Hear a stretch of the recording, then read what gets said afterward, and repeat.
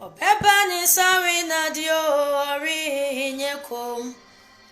Obeba ni sawi na di obebu wiasi aten. Senya no wana no ye no. Sana Yesu maya ne sobeye. Christ asumdwe enka obi biara wo hweme ene anopei. Yada obade nyankopon asibebre senenso ode menu enka akyeye ne. Abi biara wo hweme free bia no otumfo nyankopon onhyira na onye wo kese. Awurade aboye ho baso ko deso yi mu enenso. Wasa peja yen ede abetena asasi so dia na esese yada na se. Awurade nhyira na nasondwie no enka o. Anopei honhom no hye me sai me no nche nyame asem kakra bi. Anopei na me ni nyankopon edi nkomo kakra. Na me bofo kasa. Na ensem bebre ene nyankopon ma ameti asese. Anamon biara me tuo wo asase so bia no bebu me ho aten. Sanso ene ye ne wo asase so. Asase so afo nyina ni pepe wo asase so bia no sanso na atemu eda wanimu.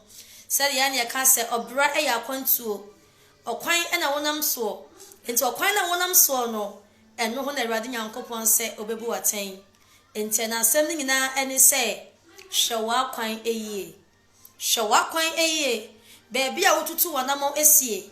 Beebi a wodidi kọ. Beebi a wonam, beebi a wofa, beebi a wokotena. Mesre hwe ho yie wate na Awurade bebu ho aten.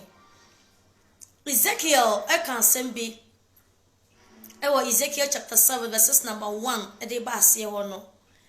Na okenkan asem no a ebemu atinyame ase na watimi anante onu Kristo na akwan so. Efisa wona wo fa Kristo kwan so no. Wo mu Nyankopon ebebu wo mu bem ede wo makọ enkwam. Na wo mu manante Kristo akwan so de Onyankopon bebu wo maten ede akọ efobuo mu ye daaja eyama ne hunkuro mu oni kwan se woni pa wo pede se obekọ ho. Okwan be na wonam so ewa brabo yi mu. Anamon be na wutuo.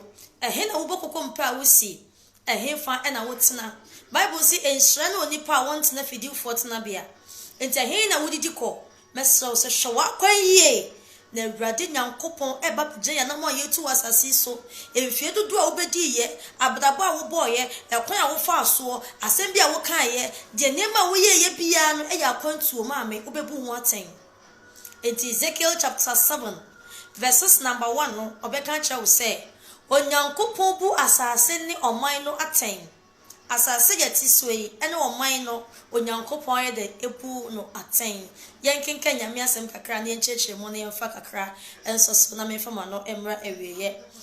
Bible say Awurade asem ba me nchen se na wo onipa ba. Se Awurade Nyankopon ka kire Israel nie. Ewieye na erebeba asase no entwea nanso. Onyankopon say Ezekiel na ekasa ewa ha. Asama Onyankopon ka kire no. Wosi Nyankopon asem ba me hega me nchen na Ezekiel ni hobi o. Awurade asem ba me nchen se onipa ba. Se Awurade Nyankopon ka kire Israel asase nie. Wosi ewieye na eba asase no ntwea nanso. Na okenka verse 3 na wosi afei ewieye reba wo so. Onyankopon si ewieye reba wo so ene minim awieye. Ebia ma wieye ye ochena. Ebia 24 hours a day ma wieye ewo mu bi. Enti wosi ewieye na eba wo so. Na meso mabufuo aba wo so. Na mabuwa kwan aten. Eha na ye medde no. Wosi meso mabufuo amana ba wo so. Na mabuwa kwan aten. Enti na no pay bibisa wo se ekwan ban na wonam so. Anamon ban na wutu. Hwa kwan ye wate. Na Onyankopon se obebu wa kwan ho aten. Obebu wa kwan ho aten. Nya wo ye wa abrabo mu. So ye oba warefo. So we ye a friend se bema wa warrior. So we ye dien. Anamon bia wutu o warre mu bia no obebu ho aten. Sans no obda wo po asase so bia no obebu ho aten. Mesraw ekwa wonam so wo pesika Awurade bebu ho aten ekwan fa so opese wonya din wa asase so bebu ho aten ade bia wo ye bia no Nyankopɔn se obeso na bufuo aba wo so na wabu wa kwan ho aten na o say na mani rinni wo ho adona okay o se na medi achiwode nyina aba wo so Onyankopɔn se na wodi achiwode nyina aba wo so achiwode ya wuchiri de nipadua we say echiri ene se ade a ya beka no ate ase nipadua we done ho to Nyankopɔn se wodi wachiwode ya wuchiri wasaso de wonpe ena eba wo so onipa bia echi yade onipa bia echira hoyehia onipa bia echiri yawo ento Nyankopɔn se de wuchiri no ena wodi ba wo so so wan hwe wa kwan yi na wan tutu onamo ansi kono Kristo Yesu die mu na wa mo obela se onu Kristo Yesu wo pade a ena wo se wo de achiwade ede ina eba wo so na naniri ni wo ho adona na orihunu wo mobo na wa kwan na mema no aba wo so hallelujah o se nani ehu wo mobo ene Nyankopɔn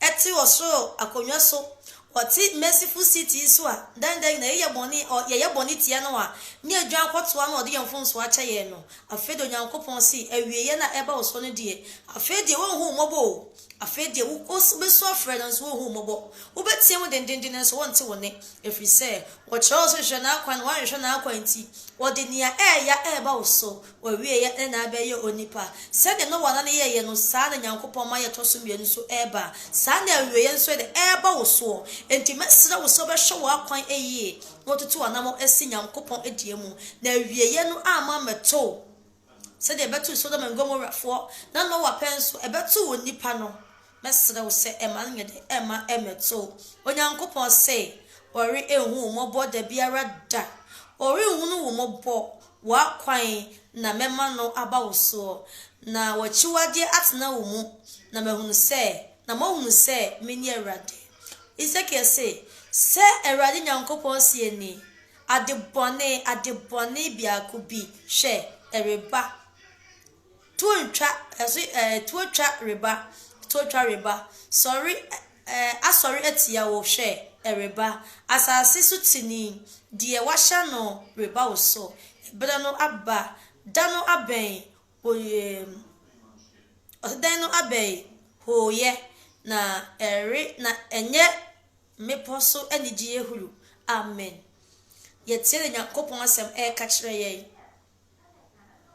yetire Nyankopɔn asem ka yo se adebone na eba wo so na erebe sorry etia wo nipa sorry etia wo hwe wa kwan ye tutu anamo esi ye ye wonam so bia ne hwe ne ye ekwan afa so a wo pese wo pa wo na wonya ekwan afa so wo ye nyame adwuma etra wo twa nyame mfra wo se nyame afra wo nyame nyadi ye bia nche wo se Nyankopɔn yadi ye a kire wo nyame nson da ye wo se nyame ason da ye ne nyina ye